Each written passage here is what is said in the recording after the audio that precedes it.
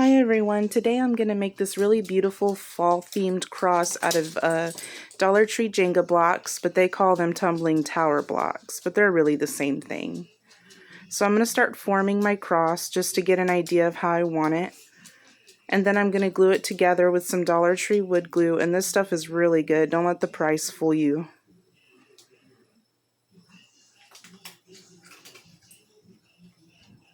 So just take your time with it. It's no need to rush at all. And you just apply a little. And I kind of keep it towards the part that's going to be facing up because I don't want seepage to get onto the table. I know I should have something underneath it, but I'm lazy like that. Anyways, now I'm going to stain my cross with Antique Waverly Wax. Or Waverly Antique Wax, I'm sorry. And you really don't need much. If you take just a little bit at a time with a brush, it really does stain it beautifully. You don't have to wipe it off or anything.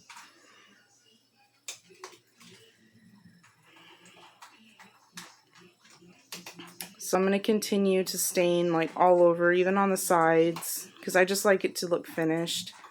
Then I sped forward and now I'm doing the back.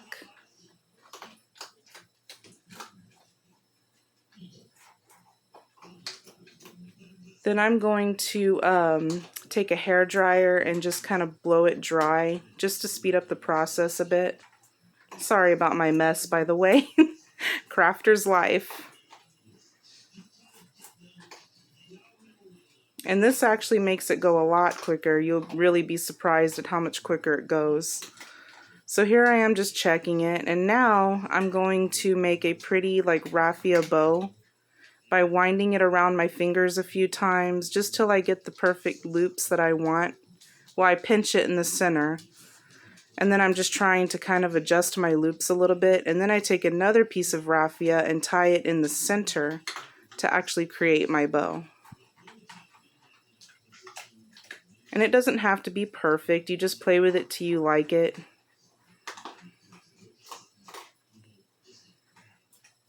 I hope my angle is okay. I apologize if it isn't.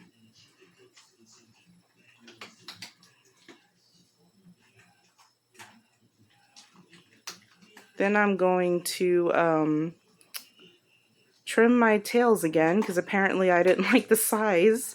Now I'm going to hot glue it to the center of the cross. And now I'm going to take some pretty fall berries. I got all of this from the Dollar Tree, by the way. I meant to mention that. And I'm going to glue them at the top because I just think a fall cross does look so pretty. Then I have this really pretty like plum colored eucalyptus, or should I say burgundy, and I'm gonna like stick it into the berries, like gluing it in, because I think it looks pretty like it's blooming out of the berries.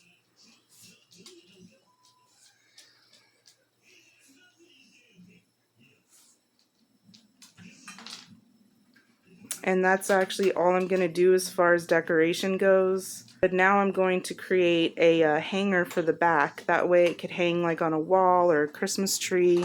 I know it's fall, but who cares, right? But you can make this any theme you want too. It doesn't have to be for fall. And now I'm going to take a piece of a popsicle stick just to kind of reinforce the back a little, just to make sure it holds nicely.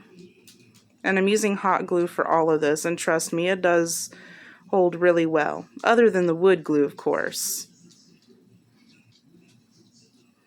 And that is the finished product. Thank you so much for watching. Now I'm going to create a cute little wooden crate using some Dollar Tree popsicle sticks, and these are the actually like decent sized ones too. I really like the size of these. Like, they're not exactly huge, but they're not exactly like tiny either. And right now I'm just snipping away the ends, and I'm holding up the one that I've already snipped up against the one that I haven't, just so I can make sure they're all the same size. Easier way to measure, in my opinion. And you're gonna need about 12 of this size, like the longest size, because that's going to create the two like longer sides and then the bottom of the crate. And I'm only doing this because I couldn't find a Dollar Tree crate. So I happen to know how to make my own. So that's what I'm doing. And right here, I'm going to glue my popsicle sticks together using another piece of a popsicle stick. And I'm just going to glue one of those on each end. And I'm just trimming down some sides that might have been too long. Sometimes that happens. And I'm just using that other piece as a guide for the other side. Excuse me. And that would be one of my sides or one of the bottoms. And I went ahead and off camera did the other pieces that are going to be the same. And now I'm just gluing it together. And I'm taking a little Dollar Tree Jenga block just to add some extra reinforcement to make sure it really holds. And this does work, by the way, really well. And then I'm doing the same for the other side. And see, as you can see, this is forming a cute little crate. This is the sides and then the bottom. And I'm doing the same for that side with a Jenga block. And then I'm going to measure for the ends of my crate by just holding it up to it so that way I can get the correct size to go across. And I'm just marking it with a pencil so that way I can just snip it away with the scissors and then snip 3 more for that side. And then I'm going to need 4 for the other side as well. I hope I'm not confusing you guys. I'm so sorry. But you'll kind of see what I'm doing just by watching too. See, as you can see, that's 4 popsicle sticks, well, pieces anyway.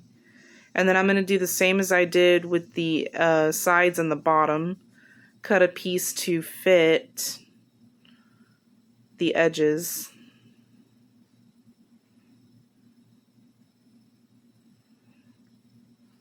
And I'm doing the same for the other side. And I hope you can see what I'm doing. I'm so sorry if I'm out of frame or anything like that. Like I said, you don't have to make your crate, but it's nice to know how. It's just I couldn't find one at the Dollar Tree, and I have a plan for this crate, and you're about to see that next in the video. And then you just glue that on. And see, I've glued all my sides on. I went ahead and did the rest off camera. And then here I'm going to stain my crate with the Antique Waverly Wax by Waverly. Or Antique Wax by Waverly. I don't know why I always say it that way. All out of order. But yeah, it doesn't have to be perfect. You can do it as light or as dark as you want. I actually went a little heavy-handed, a little more than I wanted to, but that's okay. It still turned out nice. I didn't really worry too much about it. So now that's complete. I went ahead and did the rest off camera so I didn't bore you too much. And I'm just going to blow that dry with a hair dryer. Now I got this really pretty pumpkin sign from the Dollar Tree, and I'm trying to remove this leaf because I want to use that still on the project. And I'm removing the sticker. Sometimes it helps to use the hair dryer. As you can see, I'm having a little bit of trouble, but it would be a lot worse if I wasn't using the hair dryer. Another trick is to get most of it and then use a piece of sandpaper or a sanding sponge, which I got both from the Dollar Tree. And it did a wonderful job of getting it off, see? So I don't want that print on the other side to show, even though it's going to be the back. I like my stuff to look finished. So I'm just going to go ahead and trace and cut out a piece of this craft paper to glue onto the back.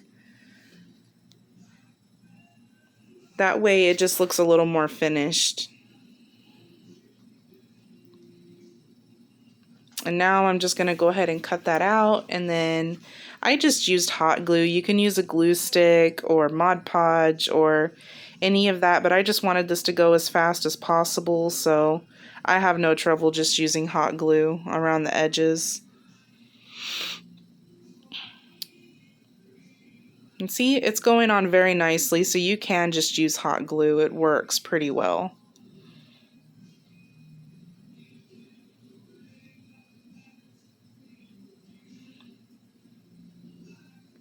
And then I noticed that my edges might have gotten just a little too long. So I did start by trimming with scissors, but off camera I wound up using my sanding, like sandpaper or whatever. And I'm so sorry. I thought that I was filming and I started painting my pumpkin. But luckily this is only my first coat of paint, so you're going to see me add all of my other coats of paint. No worries. But all I did was just brush it on with the same paintbrush right here. And this is Harvest Orange by, what is it? Apple Barrel. I'm sorry. But yeah, really cheap paint, and it's a very pretty orange. I really love it. Then I just blow dry in between coats just to make sure my coats actually layer correctly.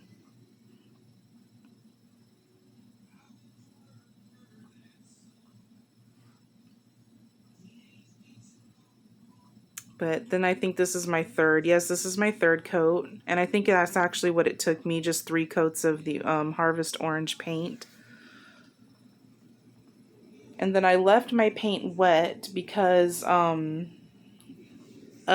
blending process just really works better that way. Especially when you're going to add like lighter and darker tones to it. So then I went in with my Apricot. I'm sorry you couldn't even see that. Apricot by Apple Barrel. And I'm just adding like kind of like highlights with, you know, it's kind of a yellowish orange. So because it's lighter than that orange that I previously laid down, it's going to add a very beautiful highlight to the pumpkin. And I'm just going in up and downward motions, you know, no rhyme or reason, just not perfect at all.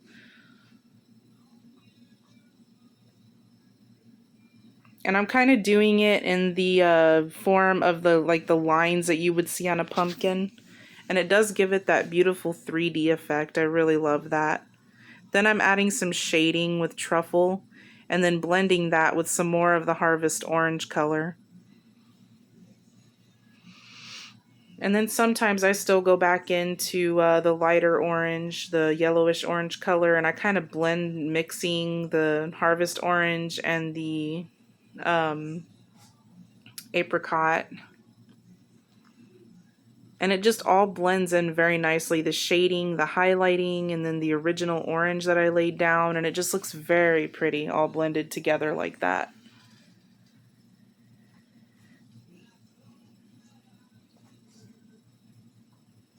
But yeah, I really love that highlight, that apricot color on top of the other orange. That is just so pretty. And blended into that other orange a little bit. So gorgeous. And you can do this with any colors. I've actually done this with like reds and greens. And that is my finished paint anyways, my paint job. Well, almost. Now I'm doing the stem. And I'm just using Truffle by Waverly at the moment. And then I do eventually go in with like a, I think it was called Caramel, Classic Caramel by Apple Barrel. And I kind of try to blend in some of that. I was trying to just give it some textured look. I wind up fixing it later, and I think I kind of did that off camera, but I did the same thing, and I used a, I think it was a beach beige or something like that, still by Apple Barrel. But it still came out very pretty and pretty much the same, too. I was just fixing it because of another minor mess up. I didn't want to make you watch everything I did because this video would never end. So I'm going to blow dry that dry again with my hair dryer.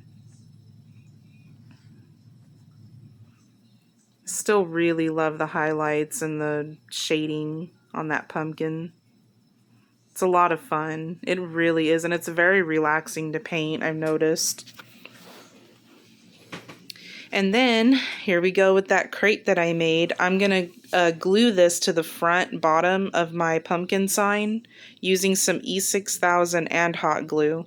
I'm kind of just going along each of the popsicle stick pieces, like kind of leaving a little room at the edge for some hot glue. Because that'll help, you know, an instant hold, and then the E6000 will make it like more of a permanent hold. Grabbed pretty quickly too, look at that. So I really love that so far. Now I'm going to use one of these pretty like metal words from the Dollar Tree, and then I'm going to paint that with ink and truffle, not ink and truffle, ink from Waverly. I'm so sorry. All my words are mixed up right now. But yeah, anyways, I'm going to paint them black because I just think that that would really pop off of that orange color of the pumpkin, and trust me, it does. I really love that.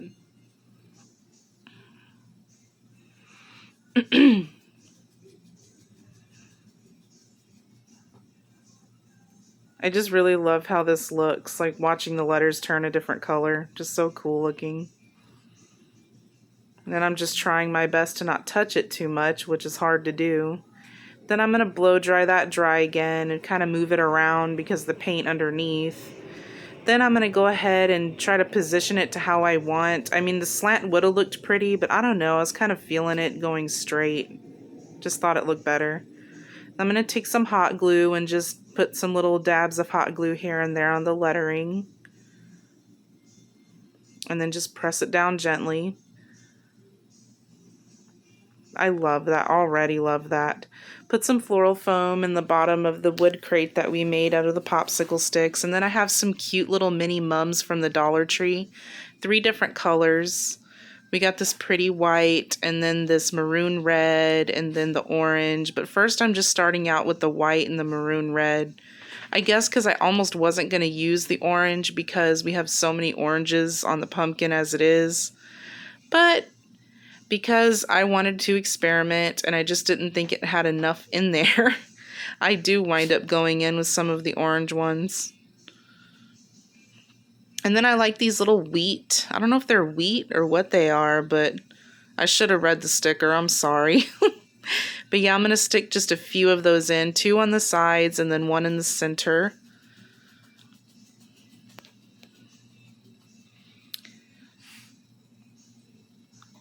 And then I was going to use some of the berries. You'll see me start adding in some berries, but I don't know. These are old berries that I've had for years. I'm sure you can kind of tell by looking at them. But they have the same kind in Dollar Tree even today. I've just had them for such a long time. They don't really look too good anymore, some of them. But I found another way to make it look nice. I wound up just going in with just the mini mums by themselves. And I left the wheat in there because I thought that that looked really pretty and fallish. I don't know if that's a word, by the way, but it's my word. So then I went ahead and I started adding in some of the orange, and then I started adding more of the maroon and more of the white, and I just kind of tried to mix them the best that I could because I thought they were beautiful too and very fall looking. But yeah, I really like that metal leaf that I took off the pumpkin in the beginning, and I decided just to glue that on the front of the crate. I knew I had to incorporate that somehow because it's such a beautiful piece. And now I'm going to make a little hanger for the back, just using a piece of jute twine and popsicle sticks for reinforcement. Just a piece of it anyways, a popsicle stick. So then I just, kind of put them both down at the same time. Cutting off a little piece. I'm kind of trying to make sure my hanger is going to hang right. That's why I kept putting my finger under the twine. But this worked really well, by the way. Now I'm going to make a cute little twine bow that I wind up using in the end. And I'm so sorry I did that off camera. I wasn't even thinking. You'll see what I mean in the end because I glued the twine bow to the raffia bow that I took off in the beginning. And I kind of made it like a double bow, and then I used that on the stem, but it shows at the end, and I mean, anyone could do that without being shown how. It's real easy. But yeah, there is the finished product before the bow, and then I added the bow. I hope you like it. Thank you.